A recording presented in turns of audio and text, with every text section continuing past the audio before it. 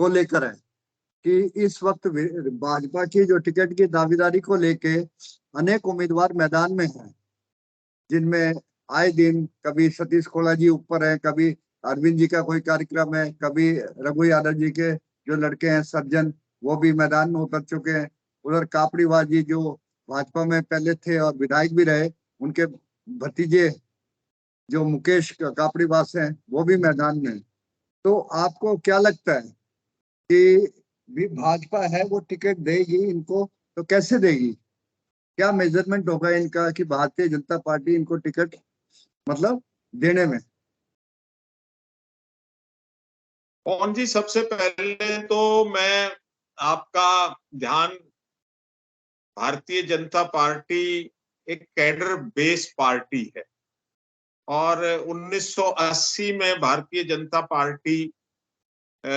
Party से अलग होकर स्वरूप इसका आया और बाकायदा इसका एक कॉन्स्टिट्यूशन है। आज की तारीख में मैं एग्जैक्ट नहीं कह सकता कि उस कॉन्स्टिट्यूशन की कितनी पालना होती है, लेकिन 1980 में जब इसकी स्थापना हुई थी, उस समय संविधान के मुताबिक सबसे पहले जो पार्टी का मंडल इकाई है, मंडल उसको रिकमेंड करता है कि एक आदमी को या दो आदमियों के पैनल को हम टिकट देना चाहेंगे। फिर उसको डिस्ट्रिक्ट बॉडी वो अप्रूव करती है और फिर वो स्टेट बॉडी में जाता है। तो प्रदेश कार्यकारिणी एक किस्म से लिस्टों को फाइनल करती है। अभी पिछले दिनों 5 राज्यों के चुनाव के परिणाम आने के बाद इंडिया टुडे ने आज तक ने बाकायदा पार्टी नेताओं को बुलाया था और उसमें जेपी नड्डा को भी बुलाया था। तो जेपी नड्डा जी से यही सवाल जो आप आज इस डिबेट में उठा रहे हैं, तो एंकर ने पूछ लिया था कि जी आप ये कैसे टिकटों का चयन करते हो, मुख्यमंत्रियों का चयन करते हो, किसी को कानो कान खबर नहीं होती आप। तो जेपी नड्डा ने सार्वजनिक रूप से वो पूरा खुलासा बताया है कि हम पार्टी कार्यकर्ता की गतिविधियों को बारीकी से जांच करते हैं और एक एंगल 4 एंगल से हम उसकी जांच और रिपोर्ट करते हैं और उस कैंडिडेट को भी खुद नहीं पता होता कि तुझे टिकट दी जाएगी या तुझे कोई पद दिया जाएगा या तुझे कोई जिम्मेवारी सौंपी जाएगी। तो ये बड़ा साइंटिफिक जो नड्डा जी ने बताया कि हमारा प्रोसेस है। और उसमें उन्होंने एक और बात कही कि अगर कोई आदमी कहीं स्पॉन्सर करता हुआ दिखाई देता है सोशल मीडिया पर या अखबारों में, प्रिंट मीडिया पर या किसी भी तरीके से, तो उसका एक किस्म से नेगेटिव मार्किंग भी शुरू हो जाती है। तो अब जैसे अभी इस वक्त हम देख रहे हैं कि 5-6 जो दावेदार हैं टिकट के, जो रेवाड़ी विधानसभा सीट से, तो अब 1 बाय 1 हम लेते हैं। अब मानिए कि सतीश खोला जी लगभग 7-8 साल से एक तरह से भाजपा के लिए कार्य करते आ रहे हैं, भाजपा के लिए, और उनको जो दायित्व दिया गया है वो एक तरह से सामाजिक जो समस्याएं हैं उनको लेके, चाहे वो किसी भी तरह की समस्या हो, नगर परिषद से संबंधित समस्या हो या किसी और से संबंधित समस्या हो, तो by the way high command उनको टिकट नहीं देता है, भारतीय जनता पार्टी की प्रदेश कार्यकारिणी उनको टिकट नहीं देती है। तो ऐसी परिस्थिति में सतीश खोला जी के साथ क्या होगा? क्या वो चुनाव लड़ेंगे या मतलब निर्दलीय उम्मीदवार के रूप में चुनाव लड़ेंगे, या फिर सरेंडर कर देंगे कि जो भाजपा का हाईकमान का फैसला है उसी पे मैं अमल करता हूँ? तो आपको क्या लगता है इसमें? जी, अब 5 राज्यों के चुनाव के बाद जो परिस्थितियां चुनाव परिणाम से पहले की कुछ परिस्थितियां थी और चुनाव परिणाम आने के बाद की कुछ परिस्थितियां हैं। तो मैं नहीं समझता कि चुनाव परिणाम आने के बाद भारतीय जनता पार्टी का कोई सीरियस कैंडिडेट, कोई सीरियस कार्यकर्ता कोई बगावत के मूड में होगा। उसे पार्टी हाईकमांड का आदेश मानना ही पड़ेगा। तो अब उम्मीदवार 5 हैं, मान लीजिए कि हम 5 या 6 उम्मीदवार हैं। सतीश खोला जी हैं, उसके अलावा मुकेश कापड़ीवाल जी हैं, और क्योंकि भूपेंद्र जी मतलब अब उसमें चुनाव समिति में, उसमें कार्यकारिणी में हैं, तो उनकी वजह से रघु यादव के पुत्र सज्जन भी हैं, मुकेश कापड़ीवाल जी भी हैं। तो पार्टी का जो मेजरमेंट होगा भारतीय जनता पार्टी का, वो क्या होगा कि कैसे तय करेगी कि इनमें से किसको टिकट दी जाए? मैंने बताया ना, नड्डा जी ने बताया, वो उनका प्रोसेस जारी है। हम और आप डिबेट कर रहे हैं, लेकिन पार्टी ने अपना सर्वे और अपनी चीजें तय कर रखी है। और आप देख रहे होंगे कि अब इस 9-10 साल में जो ये मोदी एरा आया है, ये हवा में भाषणबाजी बेशक कहीं सुनने को मिल जाए, कोई जुमलेबाजी, लेकिन ये होमवर्क जो है ना अपना, वो बहुत सलीके से और बहुत मुस्तैदी से और बहुत दूरगामी, मतलब 2024 नहीं, इन्होंने तो 2026 के डिलिमिटेशन की, वन नेशन वन इलेक्शन, और 2029 तक महिलाओं के आरक्षण की, मतलब इतनी दूर की तैयारियां की हुई है। अब जैसा कि हम राजस्थान की बात करें या उधर मध्य प्रदेश की बात करें, शिवराज चौहान या वसुंधरा, उन्होंने दिल जान से भारतीय जनता पार्टी में अपना सहयोग भी दिया, लेकिन उनकी जो महत्वाकांक्षा थी वो मुख्यमंत्री की, वो मोदी के जो मंडल ने उन्होंने उनको दरकिनारे कर दिया। क्या ऐसे ही महत्वाकांक्षी जो रेवाड़ी विधानसभा से टिकट की दावेदारी अपनी मान रहे हैं, क्या भारतीय जनता पार्टी उनको दरकिनारे कर सकती है? देखो, वो मैं कह रहा हूं, नड्डा जी ने साफ कहा है, राष्ट्रीय अध्यक्ष ने, कि महत्वाकांक्षी आदमी की हमारी पार्टी में कोई जगह नहीं। और आज इनकी गुड्डी भारतीय जनता पार्टी की परवान चढ़ रही है, तो इसलिए वो कहते हैं कि भाई हम खुद, पार्टी का जो संगठन है वो खुद देखता है कि किस आदमी की क्या कैपेबिलिटी है, किस आदमी की क्या पोटेंशियल है, और किस आदमी को किस काम में लगाया जाएगा। वो 2014 का और 2019 का मैं समझता हूं भारतीय जनता पार्टी में वो अब एरा खत्म हो गया। 2014 में भारतीय जनता पार्टी को आवश्यकता थी अपने आप को एस्टेब्लिश करने की, आगे धकेलने की। 2019 में कुछ जो बड़े मुद्दे थे इनके एजेंडे में, मैनिफेस्टो में जो ये करना चाहते थे, उनको और तेजी से लागू करने के लिए उन्होंने दूसरी पार्टियों से आए हुए बोझ को ढोया। लेकिन अब मैं समझता हूं 2024 में विशुद्ध रूप से भारतीय जनता पार्टी अपने कैडर को ही प्रेफरेंस देगी, क्योंकि उन्हें पता है कि अब मोदी की हवा चल रही है, मोदी की लहर चल रही है। अभी तो राम धुन भी बजेगी, राम मंदिर का भी एक वो होगा। अभी आप देख रहे हो कि किस प्रकार से सरकारी मशीनरी भारत विकास संकल्प यात्रा, मतलब उसको ले जा रही है। खुलेआम सरकारी मशीनरी सरकार का, पार्टी का, कैडर का गुणगान करने में जुटी हुई। अब जैसे कि पिछली बार जो टिकट दी गई थी राव इंद्रजीत के कहने से सुनील मुसेफर को दी गई थी, क्या इस बार आपको लगता है कि उनको भारतीय जनता पार्टी टिकट दे सकती है? आप उनकी रिकमेंडेशन की बात कर रहे हो।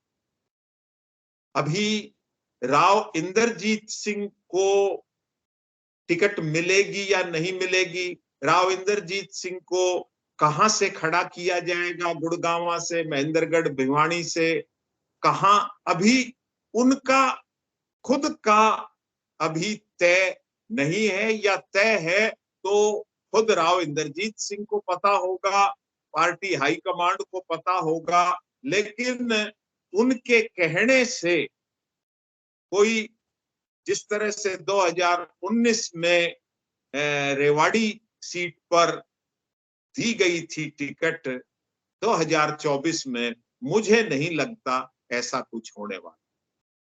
यानी आप इस बात से सहमत है कि जैसा राव इंद्रजीत को भारतीय जनता पार्टी ने पिछले दो पारी में अहमियत दी थी, शायद भारतीय जनता पार्टी राव इंद्रजीत को इस बार तीसरी बार शायद नहीं देंगी, आपका कहने का? मेरा मेरा ये है कि राव इंद्रजीत सिंह अब उस सांचे में अगर अपने आप को ढाल चुके हैं या ढाल रहे हैं, ढाल लेंगे तो कोई बात नहीं। और अगर वो कहीं दाब की या आंख दिखाने वाली पोजीशन करेंगे तो वो पोजीशन आज भारतीय जनता पार्टी नहीं बर्दाश्त करने। अब हम बात करते हैं एक और उम्मीदवार रघु यादव के पुत्र सज्जन सिंह की। वो भी ये इस आशा में बैठे हैं कि भारतीय जनता पार्टी की टिकट उनको मिलेगी। तो आपको क्या लगता है कि सज्जन रघु यादव की तरह अपने मिशन में कितना सफल होंगे? क्या वो रघु यादव जी की जगह ले सकते हैं उनके पुत्र? देखो, रघु यादव भी जनता पार्टी से चले थे और जनता पार्टी छोड़कर एकदम उन्होंने रातों रात लोक दल की टिकट पर 1987 का इलेक्शन लड़ा। उसके बाद भी उन्होंने अनेक पार्टियां ज्वाइन की। तो अभी वो दौर मैं समझता हूं कि नहीं है। किसी भी आदमी को टिकट के लिए बहुत मेहनत, मशक्कत और पार्टी के लिए समर्पण, वो चीजें बहुत जरूरी। अभी जैसा कि 2014 का इलेक्शन जो था उसमें रणधीर कापड़ीवाल जी यहाँ से रेवाड़ी विधायक बने थे। अब वो मुकेश कापड़ीवाल जी को मैदान में उतारना चाहते हैं बजाय खुद चुनाव लड़ने के। क्या मुकेश कापड़ीवाल जी रणधीर कापड़ीवाल की जगह ले पाएंगे, जिन्होंने अनेकों विधानसभा के चुनाव लड़े? आखिर में 2014 में बेशक वो विजय रहे, लेकिन उससे पहले जो उनका जो संघर्ष था वो उनको जिताने में कामयाब रहा। मुकेश कापड़ीवास क्या रणधीर कापड़ीवास की जगह ले सकते हैं? देखो, कोई आदमी किसी की जगह कैसे ले सकता है? रणधीर कापड़ीवास का संघर्ष हमारे सामने है, सबके सामने है। वही बात जैसे रघु यादव का संघर्ष पूरे इलाके ने देखा, तो उन्होंने अपने संघर्ष से मतलब दूसरी पार्टी में जाने के लिए भी एक वजन पैदा किया। रणधीर कापड़ीवास ने एक किस्म से निर्दलीय अपनी एक अपनी पहचान और अपने दम पर कई इलेक्शन लड़े और उन्होंने अपना दमखम दिखाया। जब उन्होंने अपना वजन बढ़ाया तब पार्टी ने उनको महत्व दिया और वो 2014 की लहर में कामयाब भी हुए। तो हर कैंडिडेट को, युवाओं को अपनी मेहनत, अपना समर्पण, अपना पसीना बहाने की आवश्यकता है। किसी की सिफारिश पर, मतलब भूपेंद्र यादव हो, राव इंद्रजीत सिंह हो, सुधा यादव हो, ये कैंडिडेट वहम निकाल दें कि उनके सहारे हमें टिकट मिल जाएगी। यानी कि मुकेश कापड़ीवास को अपना निजी ग्राउंड बनाना पड़ेगा, वो बजाय रणधीर रणधीर कापड़ीवास के ग्राउंड को इस्तेमाल करने की बजाय, अगर उन्होंने आगे की राजनीति अपनी कंटिन्यू करनी है। बिल्कुल बिल्कुल निश्चित रूप से, मतलब ये स्पष्ट दीवार पर लिखा हुआ है भारतीय जनता पार्टी के बोर्ड। अब हम बात करते हैं कि हाल ही में कल कार्यक्रम रखा था जन्मदिन का, अरविंद जी ने मोती चौक पे, डॉक्टर अरविंद जी ने अपना जन्मदिन मनाया। उसके उस जन्मदिन में संख्या काफी थी, लेकिन अभी अरविंद जी ये भी कहते हैं कि भाई मेरे को चुनाव में अगर भारतीय जनता पार्टी टिकट देगी तो मैं चुनाव लड़ूंगा, और चाहे वो विधानसभा का हो चाहे लोकसभा का हो।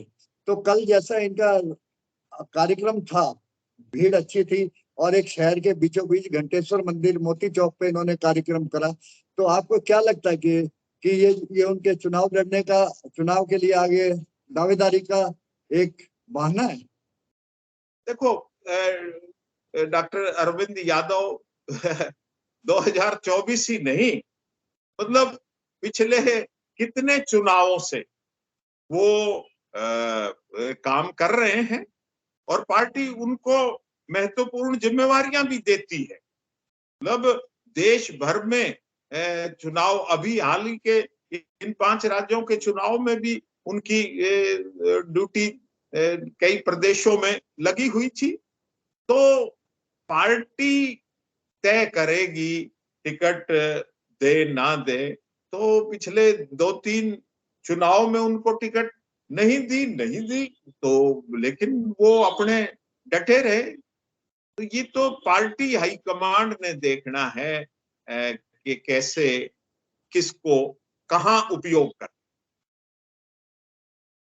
अभी जब इतने उम्मीदवार मैदान में हैं, प्रशांत सन्नी भी एक तरह से बीजेपी की टिकट के लिए दावेदारी कर सकते हैं, और सज्जन जी भी हैं, और साथ में मुकेश कापड़ीवास हैं, सतीश खोड़ा जी हैं, और अरविंद जी हैं।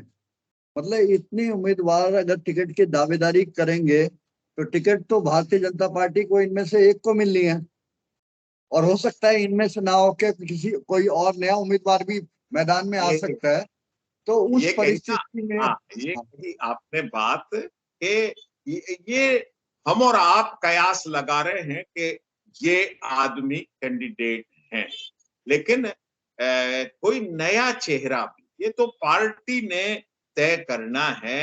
कि अगर मैं आपको 2013 में ले जाऊं, 15 सितंबर 2013 को, मतलब उस रैली की पृष्ठभूमि में यहाँ जो रेवाड़ी सैनिकों की खान का केंद्र बिंदु है, रेजांगला की शहादत का धाम है, जो मतलब उस पृष्ठभूमि को आगे रखकर उस पर होमवर्क करके पार्टी ने प्रधानमंत्री कैंडिडेट डिक्लेयर होने के बाद मोदी जी की पहली जनसभा रेवाड़ी में बीजेपी के बैनर पर नहीं करवाई थी, वो सैनिक सम्मान रैली के रूप में वो कार्यक्रम हुआ था।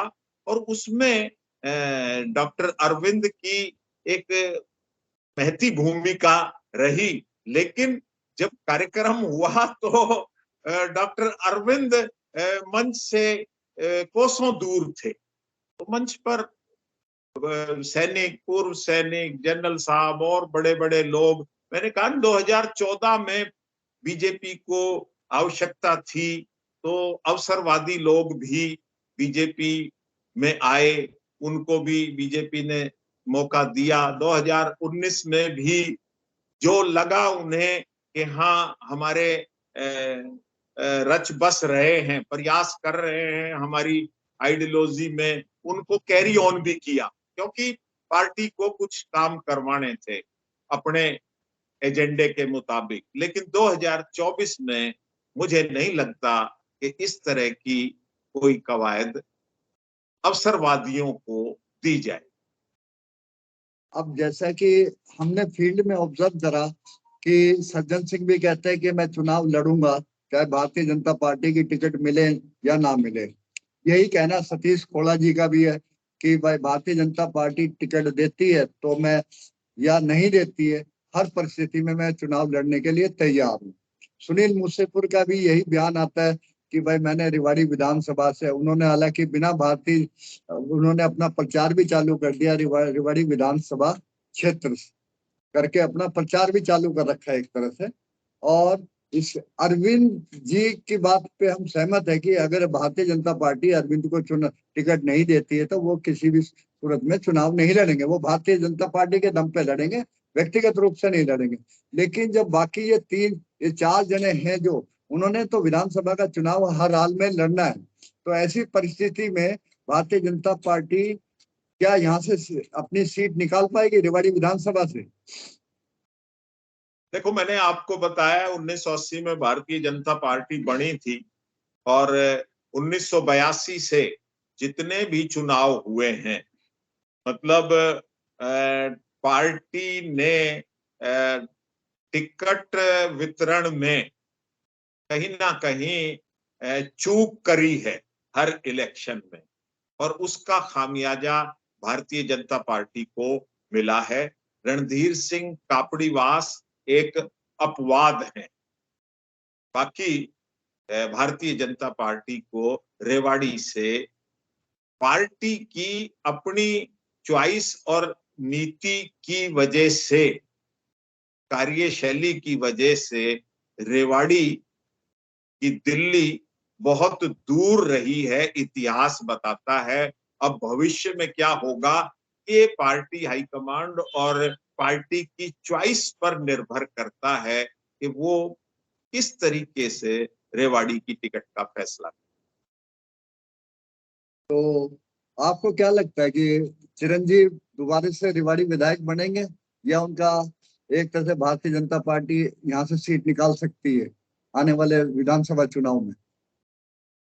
देखो पवन जी, कैप्टन अजय सिंह यादव और अब उनका बेटा चिरंजीव, मतलब ये दोनों भाग्य के धनी हैं। मतलब तो इनके गण बाकी कैंडिडेट पर भारी पड़ते हैं, तो अब ये तो वक्त बताएगा कि क्या परिस्थिति रहती है। लेकिन ये दोनों पिता पुत्र जो हैं भाग्य के धनी हैं, तो हम्बल हैं, हार्मलेस क्रिएचर हैं। मतलब ये कुछ करो ना करो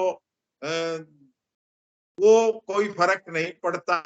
आम आदमी लोग यही कि भाई ये तो वैसे ही है, मतलब इनको सीरियसली भी मतदाता नहीं लेता।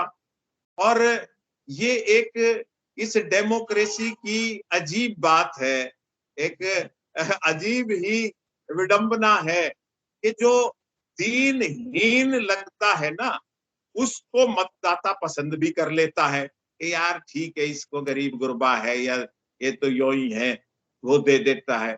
और जो थोड़ा बहुत भी दबंगई दिखाता है उसकी हवा निकालने में भी मतदाता जनता तैयार रहती है। यानी तो आपने कप्तान, इशारों इशारों में बता दिया कि आगे क्या हो सकता है मैं बता आपके रहा हूँ, जो व्यवहारिकता है, मतलब जो दिखाई दे रहा है व्यवहारिकता है, और वो इतिहास गवाह है। मैं अपना व्यक्तिगत कुछ नहीं इसमें जोड़ रहा। मैंने 1982 का पहला इलेक्शन हुआ भारतीय जनता पार्टी की टिकट पर, और 2019 में आखिरी इलेक्शन हुआ। 2014 के अपवाद को छोड़ के भारतीय जनता पार्टी यहां से कामयाब नहीं हो पाई। कप्तान और उसका बेटा, अब हम भी रेवाड़ी में रहते हैं, आप भी रेवाड़ी में रहते हो, मतलब सिर्फ भाग्य के सहारे, कोई उनकी परफॉर्मेंस की वजह से वो जीत रहे हैं, जीते हो ऐसा कुछ नहीं। बस ये है कि अब आपने इशारों इशारों में बता भी दिया कि आने वाला अगर इसी तरह चलता है तो आगे समय भी एक तरह से कप्तान फैमिली के फेवर में ही जाएगा, जिस तरह आपने व्याख्या कर दी है।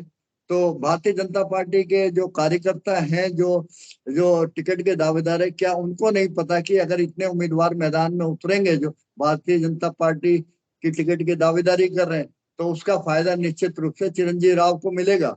क्या उनके दिमाग में नहीं, होगा? ऐसा पवन जी, मैंने शुरू में ही कहा भारतीय जनता पार्टी ने अपना होमवर्क कर रखा। अब जो भारतीय जनता पार्टी और अब जो सिस्टम लग रहा है, जिस तेजी से काम हो रहा है और जिस रोड मैप को लेके भारतीय जनता पार्टी चल रही है, मतलब हमें नहीं लगता कि वो इस बार कोई चूक करेंगे। ये सब बातें पार्टी हाईकमांड को पता है, हर एक पदाधिकारी को, हर एक सिस्टम को। अभी आप देखो कि इन्होंने नायब सैनी को पार्टी का प्रदेश अध्यक्ष बना दिया है।